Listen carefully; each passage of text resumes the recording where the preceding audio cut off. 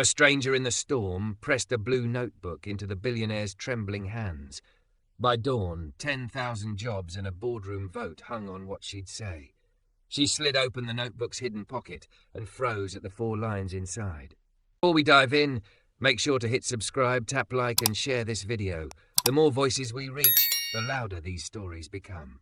And drop your city in the comments. Let's see where love finds us. The rain came sideways, needling her face, flattening the silk of her blouse to a body she'd learned to weaponize. She'd been called 1,000 things in 1,000 articles. Visionary, tyrant, genius, ice queen. But never the one she whispered to herself now as the crosswalk blinked red and the wind made a flag of her coat. Lost.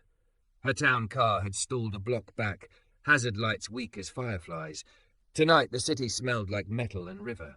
Neon smeared itself down the wet asphalt, and the world felt too loud for someone who ran empires in quiet rooms. She tugged her coat tighter across her chest, curves hugged by wool and rain, and cursed the board, the press, the mistake that could cost 10,000 jobs and the face she kept for cameras. She was the billionaire everyone wanted to watch bleed, and she was bleeding. A gust shoved her and she slipped. Her heel skated on a slick leaf, and she saved herself with a hand against a cold brick wall. The building at her back throbbed with a generator's hum. Her phone buzzed, 15 missed calls. She turned it over and pretended it was a riverstone. When it rang again, she let it fall into her coat pocket, muffled and useless. "Hey," a voice said, low enough not to startle. "You okay?" She spun. He stood under a half-broken streetlight, rain rolling off the hood of a faded parka. Black, late 20s or early 30s, taller than her by a head. There was a steadiness to the way he held himself, like he'd learned not to crowd the frightened or the proud. He held an umbrella he wasn't using. "I'm fine," she said, the lie neat and reflexive. "Please don't." "I won't," he said gently. "But the curb's a river. If you're headed east, cross on the Crown. Less likely to flood there." She looked past him. The road had become a sheet of moving water. She should have told him she didn't need advice, that she owned the block, the building, the night. Instead she nodded. "Thanks." He stepped back, letting her choose the space. She moved toward him and the streetlight flickered, and she saw him better. Rain glossed over a face with soft angles and watchful eyes. His hands were nicked, working hands. A canvas bag hung from his shoulder, bulging with something that wasn't food or clothes. "You sure you're fine?" he asked. She should have said yes. Instead, the word caught. The wind lifted her hair and plastered it against her cheek, a blonde banner in disarray. She felt ridiculous and human. "I had a day. Storms do that," he said. "Bring days to a head." He glanced at her heels and then at the flow of water. "Want a hand crossing?" Pride prickled. "I can manage." Then softer, because she heard herself and winced at the edges. "But thank you." He nodded like it wasn't a test he needed her to fail or pass. He stepped into the street first, ankles swallowed, and showed her where the pavement arched. She followed, teeth gritted against the cold, soaking her stockings, skirt heavy with rain. Halfway across, a cab ploughed by and threw a wave that slapped their legs. She gasped. He steadied her with a palm hovering near her elbow without touching until she nodded permission. The contact was warm, living. Her breath came back. On the far side, under a bakery awning that rattled like teeth, he handed her the umbrella. "Yours," he said. "Take it." She took it without protest. Her fingers trembled, and she pretended it was the temperature.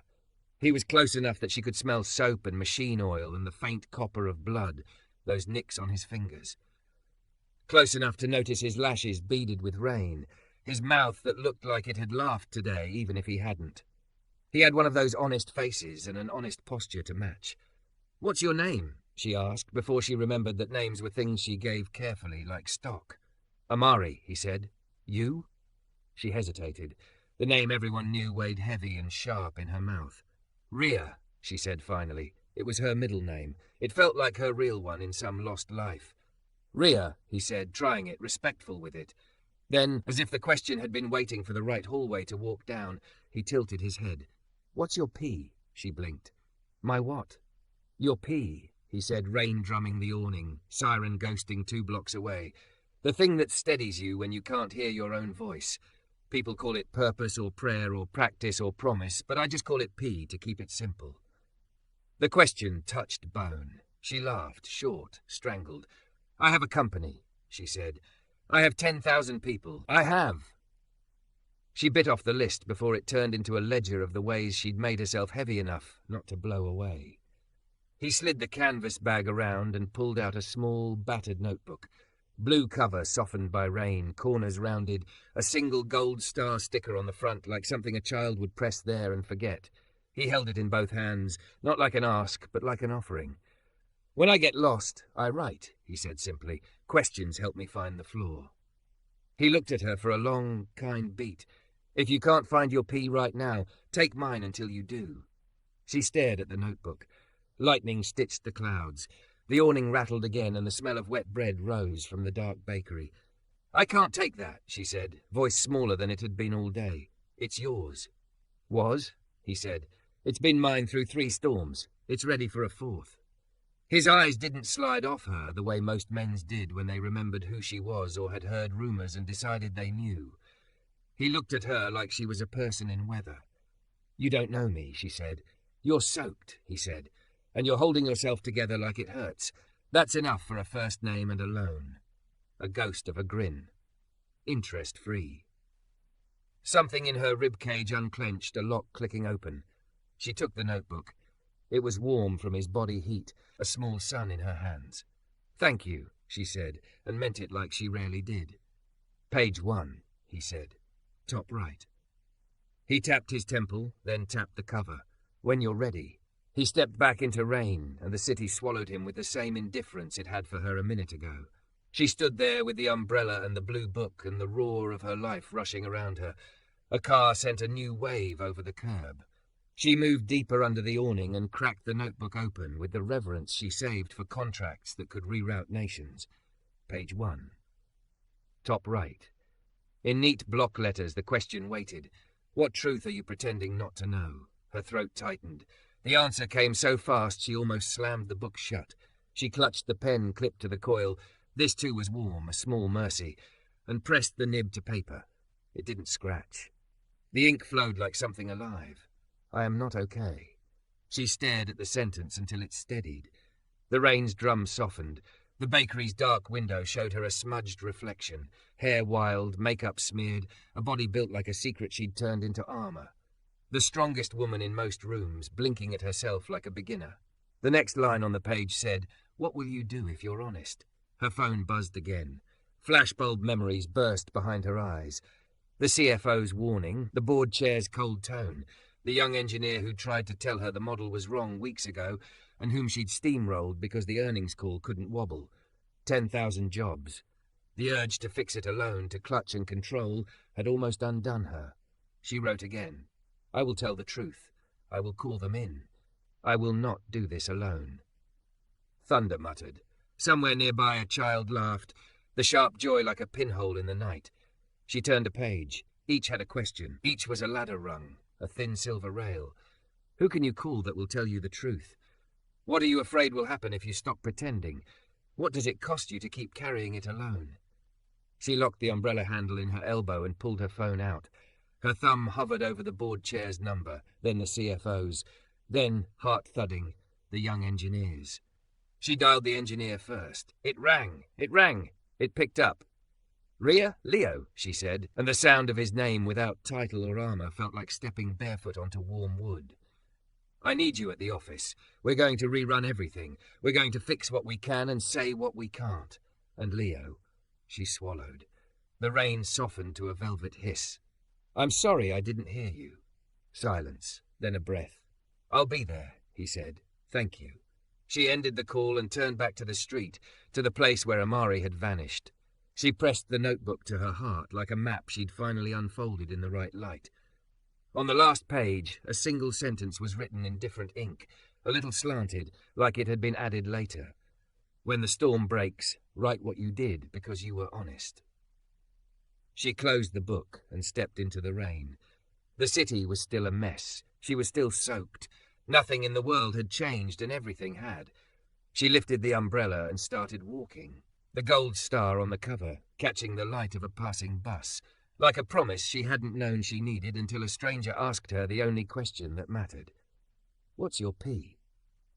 Don't forget to subscribe for more intense cinematic love stories.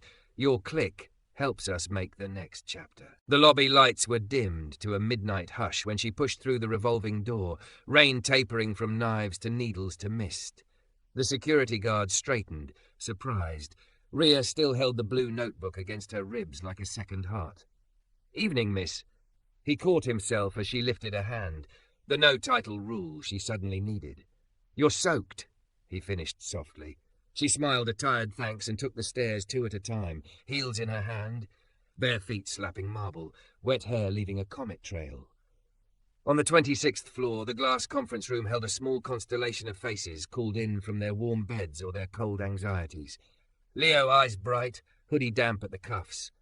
Annika, the CFO, spine straight but with worry folded neatly between her brows. Jasmine from comms, clutching a laptop like a lifebuoy. Evan from legal, loosened tie, the kind man who had learned to sound like steel. Coffee steamed on a tray, generous and burnt. Rhea set the notebook on the table. "Thank you for coming," she said, and the way her voice didn't try to be bulletproof startled all of them, including her. She drew a slow breath. "I made a call to steamroll a warning. I wanted calm earnings more than I wanted the truth. We're going to be honest now." Silence widened. Then Leo stepped into it. "The model on unit cost scaling." He swallowed. "It isn't linear beyond volume thresholds. It spikes. I showed you 4 scenarios. I should have pushed harder." "You did," Rhea said. "I didn't hear you." Her throat went hot. He looked down. The apology landed and lived. They worked. The room filled with the scratch and clatter of numbers finding their right homes. Leo rebuilt the cost curve. Anika ran runways for cash preservation without bloodletting. Evan mapped disclosure obligations. Jasmine typed like rain, drafting a statement that didn't dress a wound in silk. Every 30 minutes, Rhea lifted the notebook, turned a new page, and read a question aloud. "What promise will you make that keeps your soul in the building?" She uncapped a marker and wrote on the glass wall in big, plain letters. "No layoffs for 90 days. Exec bonuses frozen. Buyback paused. First cuts at the top. Worker relief fund now." Annika exhaled, measured. "We can do 90 days if we pull the buyback and sell the second jet. Then sell it," Rhea said. "I can fly commercial." A beat. "We should have anyway." Jasmine looked up, surprised and something like relieved. "If you say that out loud, people will believe you." "I'm not auditioning," Rhea said, softer than she'd meant.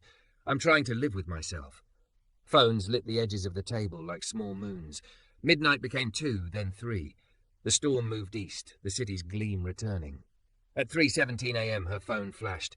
Caroline M., the board chair. Rhea stepped into the corridor to take it, toes cold on tile. "Are you out of your mind?" Caroline's voice had the polished calm that meant fury. "If we confess error before the call, we invite regulatory wolves and class actions.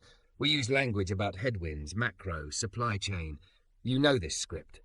"I won't lie," Rhea said, heart steady. She touched the star on the notebook through her blouse. "We created risk. We will name it and put numbers to it. We're protecting jobs for 90 days while we fix what we can." "You don't have unilateral authority." "I have responsibility," Rhea said. "And tomorrow at 8 I have a room full of people who've carried this company on their backs while we flew over them." She let the silence stretch, felt its edge. "If this costs me my title, so be it. You're daring me to call a vote. I'm asking you to remember why we built this," Rhea said, and some heat cracked the polish. "And to understand that trust is a form of capital." Caroline's sigh sounded like a blade sheathing. "Draft something I can read without vomiting. Evan will keep you from saying anything suicidal. I'll call in at 6. Rhea ended the call, shaking in a small, efficient way, like a bridge flexing under wind. In the bathroom, she ran paper towels under warm water and pressed them to her face, watching mascara smear into bruised moons. The notebook lay open on the sink where she'd set it down. "Who needs your apology?" She wrote 3 names. Leo, plant manager Dolores in Oak Park, whose warning about a machine retirement she'd called noise. Herself, in a way that would take longer than a call. She returned to the conference room and gave Jasmine a line for the all-hands. "We got loud about winning and quiet about listening. That ends today." They argued the edges, and they earned them. It felt like breathing after weeks above the surface, pretending the water wasn't there. At 4:05 a.m., Leo slid her a spreadsheet. If we reschedule 2 capital projects and renegotiate 3 vendor contracts, we can build a relief fund now. A real one. How much? Rhea asked. 10 million to start, he said. Triage for anyone whose hours got cut, unexpected medical bills, rent cliffs. Do it, she said. Annika nodded once, then began writing a plan to talk to their bankers like a person, not a PowerPoint. At 4:40 a.m., Rhea stood at the window and watched the wet city breathe. The bakery across the street turned on its lights. Metal racks glowed. On the corner, under the shelter of a church eave, a line had formed. Men and women with damp coats and patient faces, waiting for paper cups of coffee and the first bread. A figure familiar in his way moved along the line, checking in. A hand on a shoulder here, a joke there. The coat was the same faded parka, the canvas bag. Amari. She slipped into her damp heels, grabbed the umbrella, his umbrella, and the notebook, and rode the elevator to the street. The air had the clean electric ache of a finished storm. As she crossed, one of her guards started forward. She shook her head and kept walking. He saw her when she was close enough to hear him laugh. The sound was warm and not careless. Rhea, he said, as if this city were a small town where people naturally turned up again. I have your umbrella, she said, then looked down at it and back up. I think it's mine now. It is, he said. How'd page 1 treat you?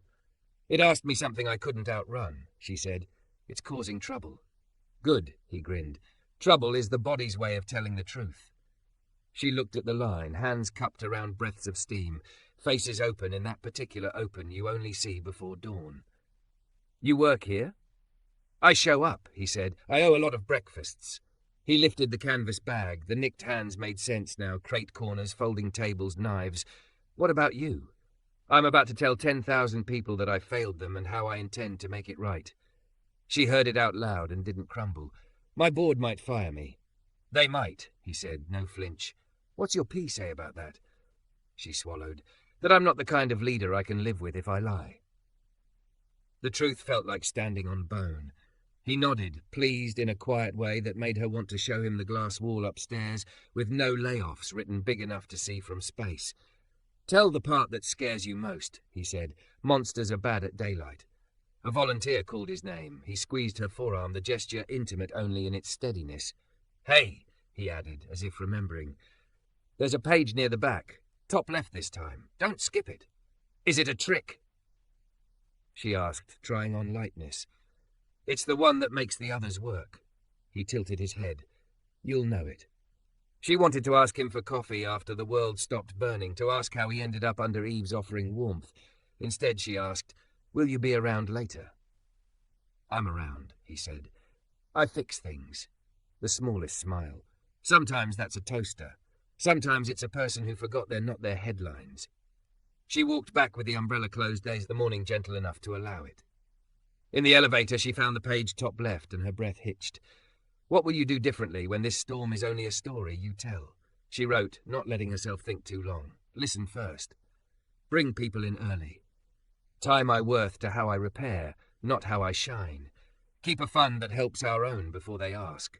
Choose truth on quiet days, not just dramatic nights. Ask my team their P. At 6:02 a.m., Caroline's face joined the conference call. Hair perfect even in pixels, eyes already calculating. I've read the draft, she said. It's bracing, Evan. It is frank without self-flagellation, Evan said. It meets disclosure needs and reduces litigation risk by making the remediation concrete. And the tone? Caroline asked. Human, Jasmine said, which is the point. 2 minutes before 8, Rhea stood behind the stage in the auditorium, the wall vibrating with the hum of bodies gathering, that pre-speech electricity that usually tasted like power and tonight tasted like penance and hope. She pressed the notebook to her sternum and felt its little star. Leo touched her elbow. Whatever happens, he said, thank you for calling me. For telling me, she returned. The stage manager lifted a hand. The house lights settled. Rhea stepped out into a sea of faces, tired, curious, wary, beautiful. Her body, built like a weapon she'd once used on herself, stood still. Her hands didn't shake. Good morning, she said into the quiet. I owe you the truth. She saw a flicker in the third row, someone already blinking tears they didn't understand. And I owe you a question. She held up the blue notebook. What's your P? she asked them, and waited while the room, like a chest too long held tight, drew breath to answer. She let the silence be real. It was the first thing she gave them. "Good morning," Rhea said again, softer. "Here's what happened. Leo raised a red flag about a unit cost spike at volume. I dismissed it because I wanted a clean earnings call. That decision put us at risk." She turned, uncapped a marker, and faced the glass wall. "Here is what we're doing to repair. No layoffs for 90 days. Executive bonuses frozen. Buyback paused. First cuts at the top. Worker relief fund, 10 million. Effective today." Each line was blunt ink. "We're also selling the second jet and rescheduling 2 capital projects." A murmur went through the auditorium. She felt it in her skin, like weather. Her suit jacket clung where the fabric hadn't forgotten the storm. Her body, full, curved, the one she'd used like armor, stood unhidden. She lifted the blue notebook. "And I owe you a question I asked myself last night when I was soaked and out of excuses. What's your P? The thing that steadies you when the world is louder than your voice." A hand rose, calloused, deliberate. "Matteo, logistics," he said when she nodded. "What if 90 days isn't enough? What if we're just waiting for a different axe?" "It might not be enough," she said. "That's why we're telling the truth now, not at day 89. You'll see our models. We'll hold weekly open reviews. If the plan doesn't work, you will hear it from me first, not a rumor mill. And before we cut a single hour, we cut at the top and we ask for ideas from the floor. We've been loud about winning and quiet about listening. That ends today." Jasmine's eyes gleamed where she stood against the wall, thumbs flying on a phone, capturing and sending the words that mattered. In the front row, Anika gave Rhea the smallest nod, as if to say, "This will cost us, and it will save us." Another hand, a woman in maintenance coveralls. "Dolores," she said. Rhea's chest tightened. She'd written that name in the notebook at 3 a.m. 3 months ago, I warned about a retiree taking the only person who knows Line 3's temper. You called it noise. The room went so still even the ventilation sounded guilty. Do you remember that? "I do," Rhea said. "I was wrong. I'm sorry." The words made a new shape in her mouth. "If you're willing, I'd like to walk the line with you this afternoon and ask what we should have done and can still do." Dolores studied her for a long beat, the kind of look women reserve for other women who've performed certainty as a job. Then she said, "I'll be at the gate at 4. By the time the applause started, Rhea didn't expect it. It wasn't a standing roar. It didn't need to be. It was a low, honest thunder, like approval with conditions. She took it, and she also took the questions that came, and the anger that arrived shaped like care. When it was over, she walked off stage with her heart sore in the right places. The investor call came an hour later. Caroline appeared in the boardroom doorway with a file thick as contrition. "We're live in 3, she said. "We will be frank, but do not improvise metaphors." Rhea smiled despite herself. "No poetry. Got it." They dialed in. Anonymous initials blinked on the screen. Fund names as activist groups, small pension plans in towns she'd never visited. Rhea told them what she'd told the room. An analyst tried to trap her in euphemisms. She named the error again. An activist sneered at the relief fund. She held the line. "Trust is capital. We're investing in the balance sheet that doesn't show up on page 5. Futures tickers flickered red in the corner. Evan's eyes telegraphed calm. Then a voice she recognized spoke up. Mrs. Patel from the Midwestern Educators' Pension, who had once told Rhea she measured companies by how they explained their mistakes to teachers. "Miss Vale," she said, "I've been waiting 10 years for a CEO to say I failed without outsourcing the verb to weather. You have my support if you keep the promises you wrote on the wall. My teachers have long memories." "Thank you," Rhea said, throat tight. The red on the screen pinked a shade lighter. She spent the next 2 hours in rooms she used to glide through like a blade, now walking instead. She signed the transfer papers for the jet with a feeling that was mostly relief. She approved the first requests for the relief fund, an operator whose child's surgery was due, a line supervisor with rent 5 days late because overtime had vanished during a maintenance delay.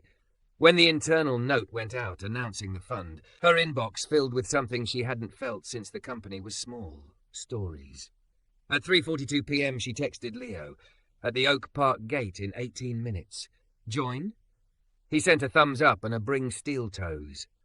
She laughed because, of course, she had a pair in her office from the days she'd thought proximity to machinery made her invincible. The plant air was hot and metallic, full of the breath of machines. Dolores met her at the gate with safety glasses and a look that said, "You came. Now show me you meant it." Rhea walked the length of line 3, the conveyor she'd almost starved trying to feed growth curves on a graph.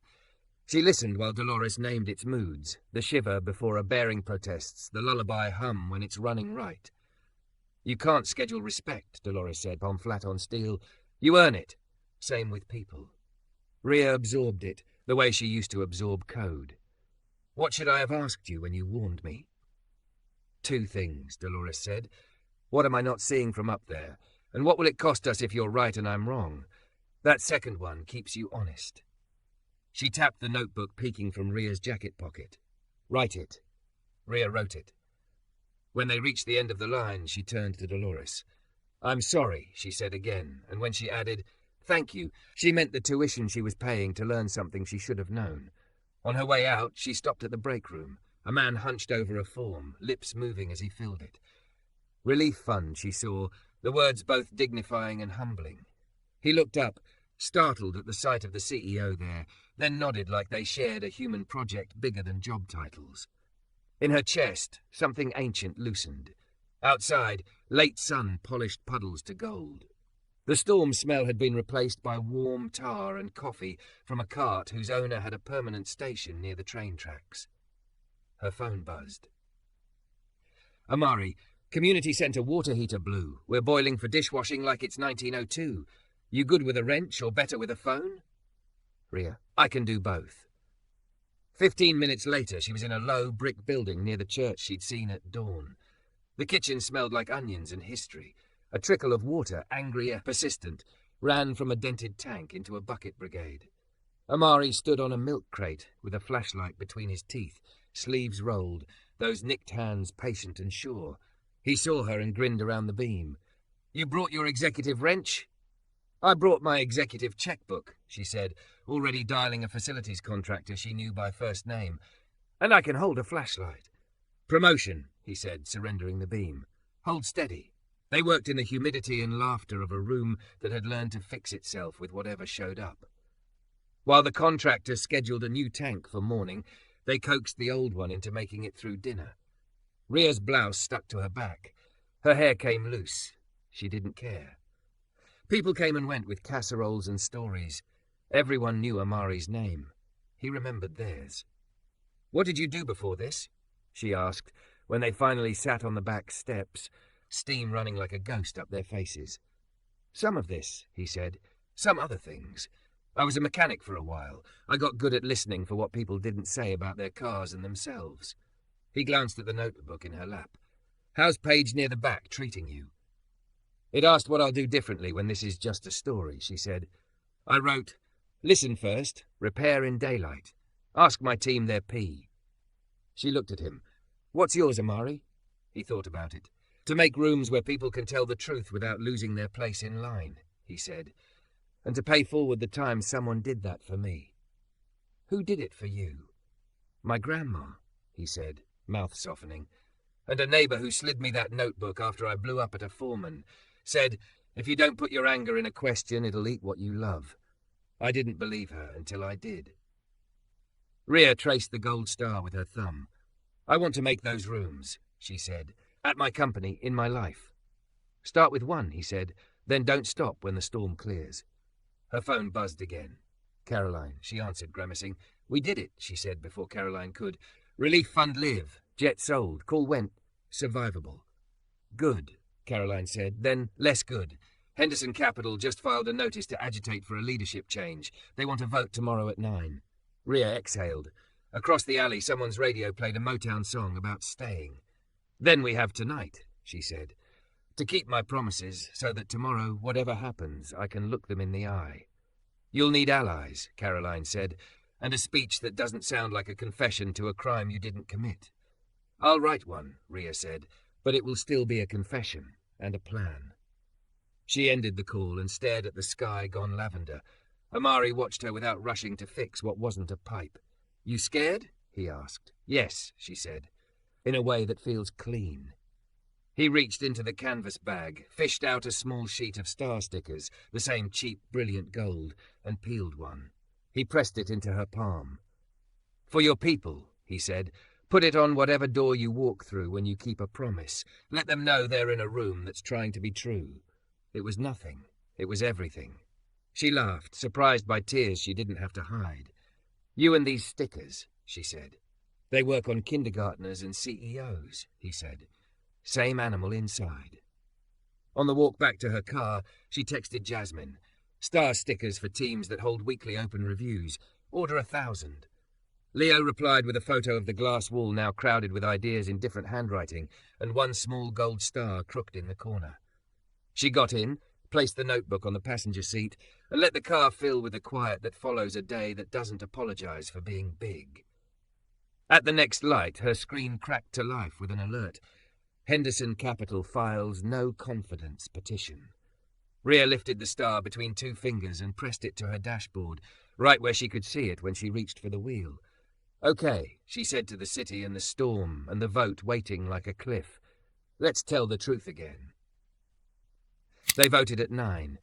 By 8:30 the building had a hush that didn't belong to offices. Church hush, bedside hush. Elevators breathed people up. Directors with folders, counsel with eyes like rulers, a proxy for Henderson Capital, lips pressed thin. Rhea stood in her office in a suit that fit her like a decision, tailored, dark, unafraid of her curves, and pressed the blue notebook flat on her desk. The gold star on the cover caught the morning. She turned to a clean page. At the top she wrote, in her neat block letters, "If you leave with nothing else, leave with your P." Caroline appeared in her doorway, tablet under one arm. "You ready?" "No," Rhea said and smiled because the truth tasted good. "Let's go." The boardroom had glass on 3 sides and a table that could seat an apology. Directors angled their chairs, microphones blinked. Behind them the city gleamed as if it hadn't almost drowned. Rhea felt her heart fold the room into focus. She sat. Caroline called the meeting to order. Council read the motion. Remove the chief executive officer for cause. Cause defined as reckless disregard for risk. Before anyone else could speak, Rhea pressed the mic. "I won't consume your patience with denial," she said. "I dismissed a warning. That's on me. I've told our people the truth. We're funding a relief fund, freezing our bonuses, pausing the buyback, selling the jet, and opening our models weekly. If you remove me today, those commitments still stand. If you don't, I'll be measured by them." Henderson's proxy leaned forward. "This is quaint," he said, "but trust is not a line item." "It is," Rhea said. "We've been spending it for years and pretending the balance never falls. My job is to recapitalize it." He smiled like someone hearing poetry in a factory. "Our job is returns." "Then vote," she said, "on whether returns are made of people you can look in the eye." Caroline steered them through statements. Annika spoke, precise as a metronome, describing cash protections without cutting muscle. Evan wove compliance into a sturdy net. Leo was invited in to explain the model with neither fear nor flourish. He did. Dolores wasn't in the room, but the sentence she'd given Rhea rode shotgun in Rhea's throat. What am I not seeing from up there? When it was time for questions, a director with a jaw like a locked drawer said, "Miss Vale, what would you do if we voted you out?" "I'd help the next person keep the promises," Rhea said, "and I'd make rooms where people can tell the truth without losing their place in line. Here or somewhere else." He blinked, because this was not how these mornings usually went. They sent Rhea to the hallway during deliberations. The door clicked shut. She stared at the carpet pattern until her eyes stopped making stories from loops. Caroline stood with her, the elegant stillness of a woman who had leaned into 1,000 headwinds. "Whatever happens," Caroline said, "you made me remember why I liked this job once." "Me too," Rhea said, surprised to find it wasn't a line. A movement at the far end of the hall tugged her attention. Through the glass, employees had started lining the corridor outside the auditorium. Maintenance, marketing, finance, a cluster from logistics, a pair from legal still wearing visitor badges from an early court filing. On every lapel, collar, lanyard, a small gold star sticker, crooked more often than not. Jasmine stood among them, eyes wet, phone still. Someone must have texted her the time, someone had told someone else, and then the building did what neighborhoods do when one of their own is on a cliff. They showed up. not to chant. To be a wall that didn't fall. Rhea put a palm to the glass as if the gesture could travel. She didn't cry. She wanted to. She let the wanting exist without drowning in it. The door opened. The General Council nodded them in. Votes were read like rainfall counted on a tin roof. For removal, 2. Against, 2. One abstention converted to a 4 after a pointed look. Another pause. Then a voice came through the speaker. Remote member delayed by an airport. "Apologies," Mrs. Patel said, dry as chalk. "Put me down as a no on removal and a yes on conditions." "What conditions?" Henderson asked sharply. Mrs. Patel continued as if she hadn't heard. "Independent Risk Committee, chaired by a non-exec. Quarterly public scorecard on promises kept. Explicit labour representation on operations committees. And if Miss Vale fails any of those, we revisit." The room breathed. Caroline looked at Rhea once. "It will cost you and it will save you." And then said, "Motion fails. Conditions noted." Silence followed, absurd and holy. Henderson pushed back his chair with a scrape. "This is sentimental folly," he hissed, gathering papers. "The market will punish you." "Maybe," Caroline said, pleasantly murderous. "Or maybe it will remember what returns are built from." The wall outside moved like a living thing when the result drifted through. Rhea didn't go make a speech. She stepped into the hall and walked the length of faces. She touched shoulders, palms, a forearm here, a sleeve there, receiving more than she gave. At the end of the corridor, Dolores waited in her coveralls, safety glasses pushed up like a crown. "So," Dolores said, "now you get to do the work you said." "I do," Rhea said. 4 o'clock still on?" Dolores jerked her chin. "Gate, don't be late." By noon the press statement was live. By 12:20, 3 outlets called it performative. 2 called it unprecedented. 1 called it nakedly political. A smaller one called it necessary and included 3 quotes from people on the floor. The stock seesawed like a mood. Rhea ate half a sandwich standing at a windowsill and answered 2 emails that were really confessions. "I'm scared," both began. She wrote back with the bland facts and the unscripted tenderness she wished someone had offered her 10 years ago. At 2, a courier arrived from a community foundation with a proposal for a matched grant to fix the centre's water heater and expand the kitchen's hours. At 3, Leo pinged her a new dashboard mock-up. Promises kept. Stars lit up as the week went on. "It's a little on the nose," he wrote. "It's perfect," she replied. "Make it brutal. No mercy for pretty words." At 4, she met Dolores at the gate and walked line 3 again, this time with a clipboard and a project manager taking notes. They flagged redundancies, wrote a training plan to cross-pollinate skills, named the hummingbird whir the machine makes before it's too late. When she left, she didn't make a speech there either. She taped a gold star to the break room door and wrote, on the sign beneath, "Room for telling the truth." Evening stretched. Rhea's body ached in that satisfying way from standing without postures. On her way out, she stopped by the auditorium. The glass wall still held the big letters, "No layoffs for 90 days." Someone had scrawled underneath in a different hand, "No layoffs forever if we can help it." Someone else had drawn a crooked star. She took the elevator to the street and stepped into air rinsed clean. The bakery lights glowed. Across the street, the church door stood open. Music drifted, voices warming up, someone taking a note and smiling when it fit. She followed the sound without planning to and found herself in the community hall, where tables had been pushed back and chairs arranged in ragged rows. Amari stood by a corner stage, coiling a frayed extension cord like a man who'd learned to put things away so they'd be there tomorrow. "You won," he said when he saw her, as if he'd been in the boardroom. "I didn't lose," she said, "which is different and the same." He laughed, clean and soft. "How's your pee?" "Stubborn," she said, loud enough to hear. He nodded to the notebook in her hands. "You find the last page?" "I thought the back page was last," she said. "Not that last," he said, stepping closer. He slid a finger under the back cover and revealed a tiny pocket she hadn't noticed, made of tape and the adhesive faith of someone who likes hiding gifts. Inside, folded into a square, a piece of paper waited. She unfolded it. 4 lines, written in a hand she didn't know. "When in doubt, tell the smallest, truest thing you can. Make a room. Invite someone in. Repeat." Her throat went hot, then cooled. "Who wrote this?" she whispered. "A man who gave it to a woman who gave it to me," he said. "Storm to storm. You don't keep it by keeping it, you keep it by giving it away. She looked at the room. Chipped paint, warm light, a pianist testing chords. She thought of the glass wall upstairs and the break room door and the dashboard Leo was building and Dolores tapping steel like it had a pulse. "Come help me make those rooms," she said, "for pay, for real. Bring whoever you want. I can get you on a short-term contract by Monday and a permanent one by the time legal stops clutching pearls." He studied her the way he'd studied the curb on that first night, measuring the water, the crown of the road. "I'll help," he said, "on 2 conditions. Name them." "We hire the people who already know how to listen," he said, chin tipping toward the kitchen where a woman was refilling cups and hearing stories with her whole face. "And you don't stop when the headlines turn sweet again." "Deal," she said. "I'll try. You can drag me back when I drift." "Put it in the notebook," he said. "Ink makes memory heavier." She wrote it, laughing at herself for believing paper can hold a life, and grateful that it can.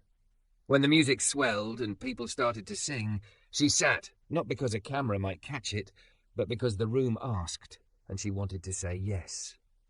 Hours later, under a sky that remembered the storm but didn't threaten another, she walked back to her car.